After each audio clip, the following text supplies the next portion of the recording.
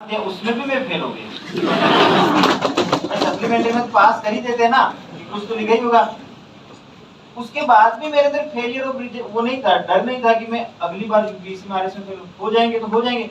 मैंने कोई सा भी एग्जाम एक बार में क्लियर नहीं किया है। मैंने अपनी असफलताओं से सीखा है, उनको अपनी सीढ़ी बनाया है।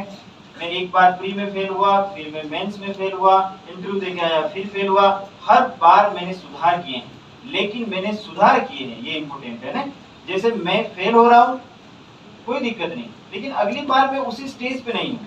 जैसे एक आईपीएस है गुजरात का विजय सिंह जी, वो कहते हैं कि आप चल नहीं सकते, आप दौड़ नहीं सकते तो आप चलो, आप चल नहीं सकते तो आप रेंगो, लेकिन रुको मत।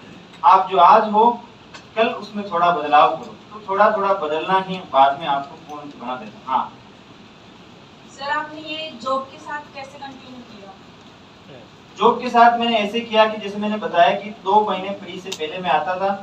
तो मैंने शुरुआत यूपीएससी की तब की जब कोविड आ गया था, तो शिक्षा विभाग में काफ़ी छुट्टियां मिली थी, इसी वजह से मैं पढ़ पाया था। तो उस कोरोना की छुट्टियों का मैंने काफ़ी लाभ उठाया। इसके अलावा ग्रीष्मकालीन अवकाश आते हैं, 6 घंटे पढ़ाने के बाद जो समय होता है, तो मैंने अब देखो 6 घंटे पढ़ाने के बाद आपके पास समय होता है स्कूल जाने के बाद, तो मुझे अब पता चला कि रील्स देखने में भी इतना मजा आता है।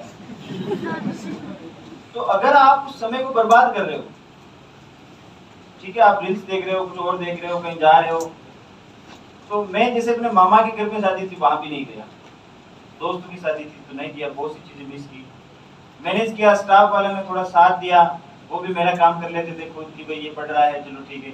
और 2022 के टाइम में मुझे लग गया कि अब सब कुछ छोड़ के जाना पड़ेगा, नहीं हो रहा है, तो फिर मैंने 3 महीने का विदाउट पेमेंट करके भी पढ़ाई की। और कोई जैसे यूपीएससी की तैयारी करने के लिए क्या अलग से कुछ करना पड़ता है? हाँ, यूपीएससी की तैयारी के लिए अलग कुछ भी नहीं करना पड़ता है। दोनों एग्जाम का नेचर थोड़ा अलग है। तो जिस एग्जाम को आप देने जा रहे हो, चाहे वो पटवारी का दो या यूडीसी किसी का भी दो, एलडीसी का, आपको उस एग्जाम महीने 2 महीने पहले आपको उसमें थोड़ा ढालना पड़ता है ना। तो मैंने किया कुछ नहीं, मेरी तैयारी यहाँ पॉलिटी इकोनॉमी सब पढ़ रखा था मैंने। मेरे चीज साथ अच्छी ये थी कि मैं जो करंट अफेयर्स है उसको अखबारों से, इधर वेबसाइटों से, ये ग्रुप्स होते हैं ये टेलीग्राम में, वहां से थोड़ा थोड़ा पढ़ता रहता था। इसलिए मैं यूपीएससी की तरफ धीरे धीरे अपने मन को उस तरफ ले गया मैं। फिर जब कोविड की छुट्टियां आई तो फिर मैंने प्रयास किया, क्योंकि मैं यहाँ मेंस फेल हो चुका था, तो मेरे सामने कोई विकल्प नहीं था यूपीएससी के अलावा। तो जब मैं वहां गया तो मुझे पता चला कि वैकल्पिक विषय और लिखने का जो थोड़ा है मैं यूपीएससी में अलग होता है। जैसे आपको ऐसे लिखना पड़ता है, एथिक्स का पेपर लिखना पड़ता है, 10-15 नंबर के सवाल आते हैं, तो ज्यादा स्कोप मिलता है कि आप अलग अलग तरह से आंसर लिख पाओ। तो वो मेरे में पहले से था, मतलब मुझे ऐसा लगता है कि मैं कर सकता था। ऐसे मैं लिख सकता था, किसी भी बिंदु पे मैं 1500 शब्द आराम से लिख सकता था किसी भी पॉइंट पे, तो वो दिक्कत नहीं थी मुझे। प्रीलिम्स की ये थी कि यूपीएससी के प्रीलिम्स में आपको कुछ भी नहीं आता है, बहुत कम सवाल आपको आते हैं।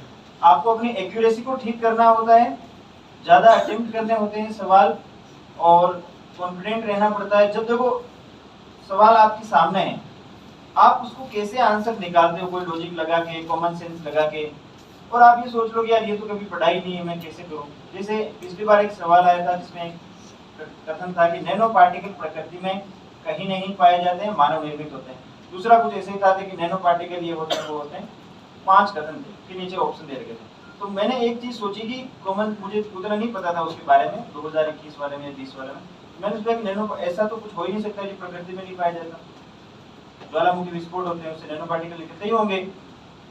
तो मैंने उससे सारों को काट दिया कि ये नहीं हो सकता, तो ये सब गए, आंसर निकल गया। इस तरह के कॉमन सेंस से करके ही मेरा प्रीलिम्स निकलता था यूपीएससी वाला, ठीक है। जैसे हिंदी मीडियम वाले को कोई प्रॉब्लम नहीं है, किसी भाषा में माध्यम में कोई प्रॉब्लम नहीं है। एक प्रॉब्लम जरूर है, वो है इंफीरियरिटी कॉम्प्लेक्स।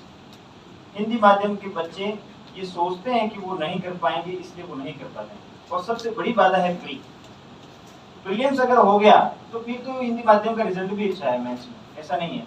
मेंस में ये दिक्कत है कि लिखना थोड़ा मुश्किल होता है। अंग्रेजी में आप पेन को स्टार्ट करते हो तो लाइन खत्म होती है, तब तक आप वैसे चलते रहते हो। अंग्रेजी हिंदी में क्या है, मात्रा लगाओ, फिर बड़ी की छोटे हो की वो सब करो। पर वो सब जब आप टेस्ट लिख देते हो, जैसे मैं एक दिन में 2 पेपर लिखता था, तो वो इतना प्रयास हो जाता है कि फिर पेपर भी खत्म होने लगता है। मुश्किल नहीं है, थोड़ा सा मतलब हाँ ये कह सकते हैं कि कठिनाइयाँ ज़्यादा है, पर किया जा सकता है।